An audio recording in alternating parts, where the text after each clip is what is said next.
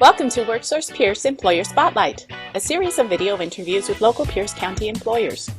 Developed in partnership with the Department of Vocational Rehabilitation, ResCare Workforce Services, and the Employment Security Department. And here's today's Employer Spotlight. Hey, good morning. This is Samuel Bradshaw. I am coming to you live again with another Employer Spotlight interview. Super glad that you've joined us. Again, I am with the Department of Social and Health Services, Division of Vocational Rehabilitation. Joining me today is Haliegh Devine.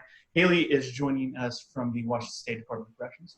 We're going to do it again. We're going to ask her a bunch of different questions, kind of have a real nice conversation around employment with that organization, and then just get right down to the nitty-gritty of how to apply, where to apply, and how to become a part of their team. So why don't we kick it off there? Haliegh, why don't you introduce yourself and tell us a little bit about your agency? Yeah, so I'm Haliegh Devine. I am our Correctional Officer Recruitment Coordinator for Washington State Department of Corrections. But I also attend a variety of our recruitment events. So I'm here to represent the agency, not just correctional officers, but everything else that we have to offer with the agency. Incredible. That's fantastic. So why don't you tell us a little bit about there? Why don't we start there? What kind of positions does DOC have available right now? Yeah, so right now, obviously, we're always hiring our correctional officers, which is a great way to get into the door. So we hire in volume. So it only requires you to be 18 or older, right to carry a firearm, high school diploma, or GED. Otherwise, we offer a ton of other employments, anywhere from nursing to food service to administrative staff to procurement, warehouse work, electricians, engineer, counting, you name it, we have it to offer. We're not just a badge and a gun over here. Fair enough. So tell us a little bit about your recruiting and hiring processes. You've listed a number of different roles that are available with the agency, right? Where and how can people apply? Do you require any documents like a resume or a cover letter? What's the process after that application? And is there anything changed due to, kind of the situation we're in now with COVID, right? Yeah, so all of our job classes will be slightly different on the requirements and what they need from the applicant. For our correctional officers, it does not require a resume. You do not have to have any prior work history. What we'll need is you do need a valid driver's license for, I would say, almost all of our positions. Some of them, but not all, will require a drug screen. And definitely good professional references, at least 3 for all of our positions. And then you can go to our website is jobs.doc.wa.gov. It's a lot of acronyms right there. Or you can do the friendly little Google and just do WADOC, and our website will pop up so you can learn a little bit about our agency and then also all of the positions we have available. Right now, as a bunch of state agencies, we are on a slight hiring freeze, which will be hopefully lifted. But we are still hiring, especially our custody staff, and any healthcare positions are still widely needed. Perfect. So when you are accepting, applications for those healthcare staff, for say food service workers, for any of the other roles, right, that do require a resume and cover letter, what stands out to you? What are you really looking for when you pick one of those up? Because as anybody else does, recruiters are busy folks, right? So what can people do to kind of catch your attention? Well, first off, the main important thing with any state position is making sure that you pay attention to those supplemental questions, because that's going to be an automatic disqualifier or qualifier. And that's all computer automated. So if you make a mistake and aren't saying yes to something that's required, then it will automatically knock you out. So it's making sure that you pay attention to the minimum qualifications for the position, which are outlined. And then it has desired. You do not need to meet the desired as long as you meet the minimum qualifications. And the supplemental questions are aligned with those qualifications. So it's just making sure that you read over those and then pay attention to each question. If you do have any questions about the positions, if you look down at the very bottom of all of our postings, there's always a recruiter or an HR representative or a generic email box specific to that position. So if you do have questions that you need to clarify, or just someone to have a contact, those are the best people to reach out to. Or obviously myself, I'll figure out and play detective for you. But yeah, all of those supplemental questions are very important. And then as far as your resume and cover letter, just outlining, again, it's going to be in the very first paragraph in the very top of your application of resume that's even going to be looked at, to be honest, with how many people we get applying for our positions. The more information is not necessary. It's highlighting those specific needs and qualifications for that position. So tailor your resume and your cover letter to the position you're applying for. Don't make it generic. Make sure you're making it attention to the appropriate agency. I have seen that as well. So just making sure you pay attention to those minute details, or those things that are definitely looked at before you even get to that interview stage. Perfect. That's really great advice. Thanks so much. So as a member of the team at Division of Vocational Rehabilitation, one of the things that near and dear to my heart is getting people with disabilities jobs, right? Can you tell me a little bit about your experience hiring and placing individuals with disabilities? Yeah, so a lot of our more kind of clerical administrative positions will be more tailored for people with disabilities and things of that nature. But again, it goes beyond just your disability. It's making sure that you know what you have to offer for the agency that you're applying and the position that you are interested in. So being able to play your pros and all of that, but we do have a variety of positions, and then we have our records keeping, which we have people who have disabilities that work within those job classes.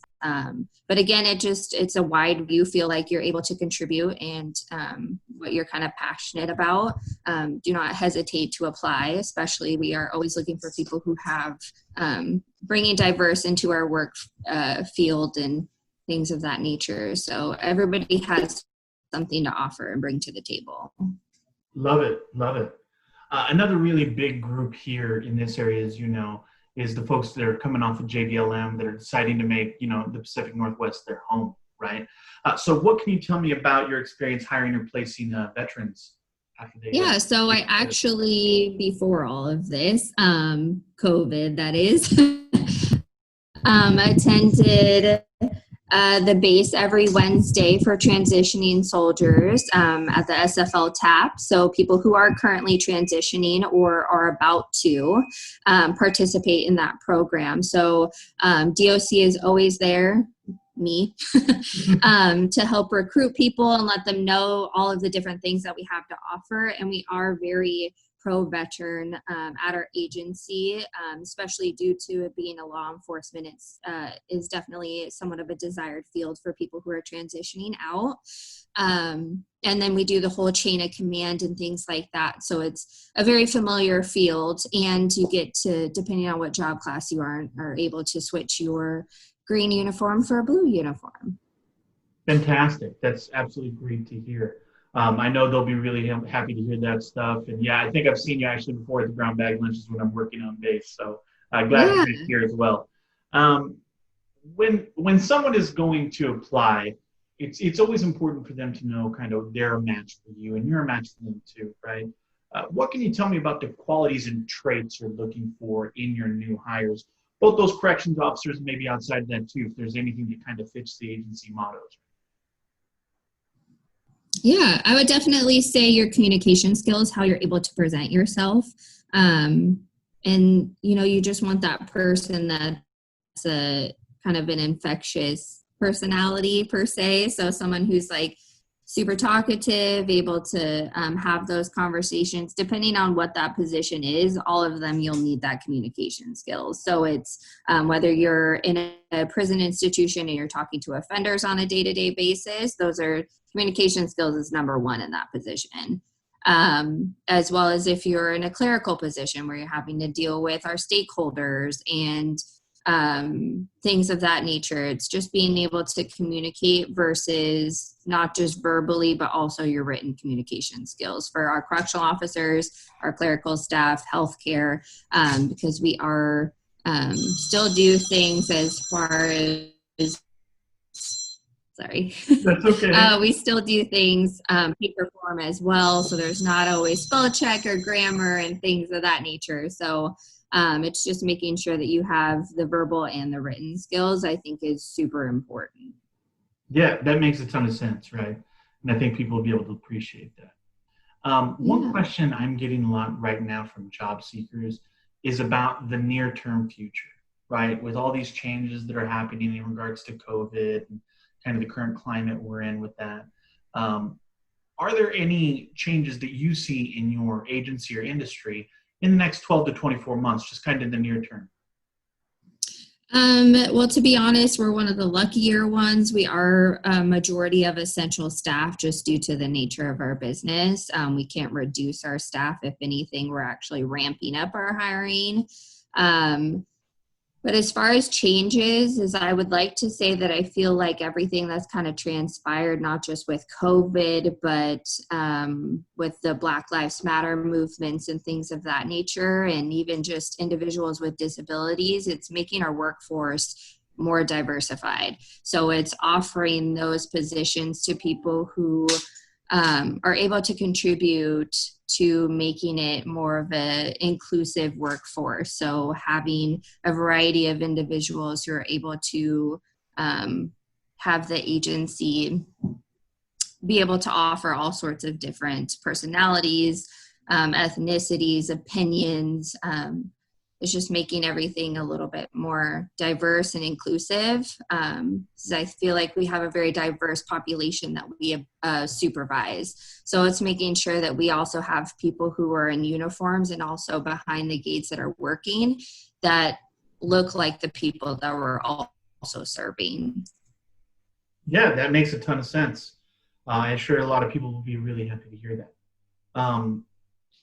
So when people are going to apply, because I think that you're offering a lot of really incredible opportunities right now, right?